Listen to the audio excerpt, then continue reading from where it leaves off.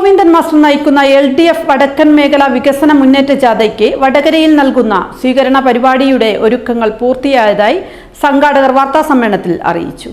ഫെബ്രുവരി 7 വൈകിട്ട് 5 മണിക്ക് വടകരയിൽ എത്തിച്ചേരുന്ന ജാഥയ്ക്ക് ആവേശോജ്വലമായ സ്വീകരണം നൽകുന്നതിന് ആവശ്യമായ പ്രവർത്തനങ്ങളെല്ലാം LDF വടകര മണ്ഡലം കമ്മിറ്റിയുടെ നേതൃത്വത്തിൽ നടന്നുവരികയാണെന്ന് സംഘാടകർ പറഞ്ഞു.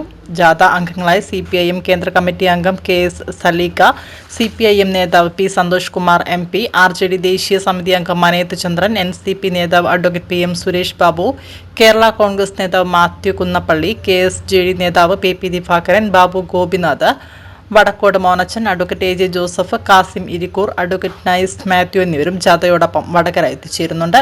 വടകര കോട്ടപ്പറമ്പിൽ നടക്കുന്ന സ്വീകരണ സമ്മേളനത്തിൽ 10,000-ഓളം പേർ പങ്കെടുക്കുമെന്നാണ് കണക്കാക്കുന്നത്. മണ്ഡലം അതിർത്തിയായ കുറുമ്പോയിൽ വെച്ച് 100 കണക്കിന് ഇരുചക്ര വാഹനങ്ങൾ പങ്കെടുക്കുന്ന ബൈക്ക് റാലിയുടെ അകമ്പടിയോടെ വടകര 5 വിളക്ക് ജംഗ്ഷനിൽ എത്തിച്ചേരുന്ന ജാഥയെ വാദ്യമേളങ്ങളുടെയും നാടൻ കലാരൂപങ്ങളുടെയും അകമ്പടിയോടെ വേദിയിലേക്ക് ആനയിക്കും. സ്വീകരണ സമ്മേളനത്തോടനുബന്ധിച്ച് വൈകുന്നേരം 3 മണി മുതൽ പ്രശസ്ത ഗായകൻ VT മുരളിയുടെ നേതൃത്വത്തിലുള്ള ഗായക സംഘത്തിന്റെ നവകേരള ഗാനങ്ങൾ ഉൾക്കൊള്ളുന്ന ഗാനശില്പം അരങ്ങേറും. ജാഥയുടെ അന്നത്തെ സമാപനം വടകരയായിരിക്കും. സംസ്ഥാന കമ്മിറ്റിയുടെ തീരുമാനപ്രകാരം കേരളത്തിൽ 3 മേഖലാ ജാഥകളാണ് ഇപ്പോൾ നടന്നുകൊണ്ടിരിക്കുന്നത്. ഒന്ന് വടക്കൻ മേഖലാ ജാഥ CPIMൻ്റെ സംസ്ഥാന സെക്രട്ടറി സഖാവ് MV ഗോവിന്ദൻ മാസ്റ്ററുടെ നേതൃത്വത്തിൽ ഒരു വടക്കൻ മേഖലാ ജാഥയും, സഖാവ് ബിനോയ് വിശ്വം CPIയുടെ സംസ്ഥാന സെക്രട്ടറി സഖാവ് ബിനോയ് വിശ്വം നയിക്കുന്ന മധ്യമേഖലാ ജാഥയും, തെക്കൻ മേഖലാ ജാഥയും, കേരള കോൺഗ്രസ് ചെയർമാൻ ജോസ് കെ മാണിയുടെ നേതൃത്വത്തിൽ ഫെബ്രുവരി 6 ആറന്മുള എന്ന് ഉദ്ഘാടനം ചെയ്ത മധ്യമേഖല ജാഥയും, ഈ 3 ജാഥകളും കേരളത്തിലെ എല്ലാ നിയമസഭാ മണ്ഡലങ്ങളിലൂടെയും സഞ്ചരിച്ച് ജനങ്ങളുമായി സംവദിക്കുകയാണ്. നമുക്കറിയാം, കഴിഞ്ഞ 10 വർഷമായി കേരളത്തിലെ സമാനതകളില്ലാത്ത വികസനങ്ങളും ക്ഷേമപ്രവർത്തനങ്ങളും നടത്തിയ ഇടതുപക്ഷ ജനാധിപത്യ മുന്നണി ഈ കഴിഞ്ഞ 10 വർഷം നേടിയ നേട്ടങ്ങൾ, ഈ കേരളത്തെ ഒരു നവകേരളമാക്കി മാറ്റിയെടുക്കാനുള്ള പ്രവർത്തനങ്ങൾ,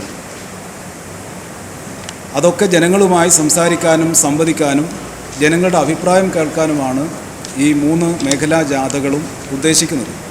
അവിടെ MLA ആയിരുന്നപ്പോൾ ഒഞ്ചിയോ ഏറാമലിയോ വടകര മുനിസിപ്പാലിറ്റി എന്നുള്ളൊരു വിവേചനവും ഇല്ലാതെ MLAയുടെ ഭാഗമായി വരുന്ന എല്ലാ ഫണ്ടും വലിയ രീതിയിൽ ഒരു വിവേചനമില്ലാതെ എല്ലാവർക്കും കൊടുത്തിട്ടുണ്ട്. നാടിൻ്റെ മൊത്തം വികസനം കണ്ട് ആ വിശാലമായ കാഴ്ചപ്പാട് വെച്ചിട്ടാണ് നാട്.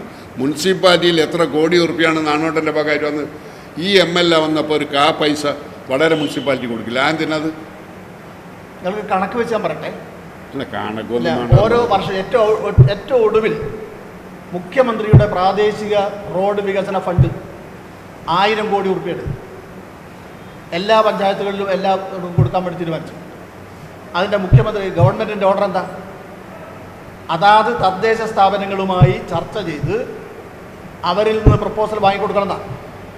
അതിൻ്റെ അടിസ്ഥാനത്തിൽ ഈ വടകര മുനിസിപ്പാലിറ്റി ചെയർപേഴ്സൺ 16 റോഡ് എഴുതി കൊടുത്തു. വടകര മുനിസിപ്പാലിറ്റി ആ 16 റോഡിൽ എത്ര എണ്ണം കൊടുത്തു? ഈ 16 ഒറ്റൊന്ന് കൊടുത്തു, ഒറ്റൊന്ന്.